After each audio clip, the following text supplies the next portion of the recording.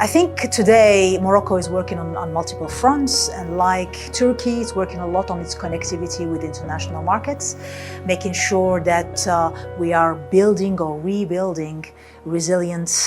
sustainable global supply chains. Morocco being one of the 5 global connectors in the world when it comes to global value chains, we take that with a huge sense of responsibility to act and not just have slogans when it comes to developing our sectors. And Morocco being for example, an international champions on phosphate,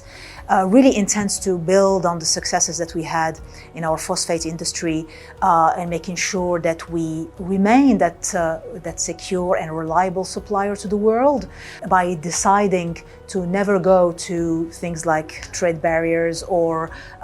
trade restrictions, but on the contrary, making sure that food security is maintained around the world, and particularly in our continent, but also for the rest of the world, and making sure that we are a responsible player in the world. And there was the declaration of Marrakesh that I talked about. It's more than just a declaration. It's making sure that African mining ministers are happy with the sustainability framework that we are putting together to be able to finance the extraction, the processing, and the trading of those metals and minerals. I think when it comes to nurturing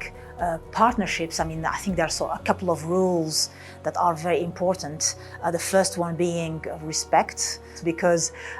to build a cable between 2 continents, a gas pipeline, a hydrogen pipeline, or a supply chain of metals and minerals, it takes 2 to tango, and we need to have that stability and respect between the 2 or 3 or 4 partners over time. And those countries that are able to do that are the ones who have invested in their resilience and have invested in their stability of supply chains. So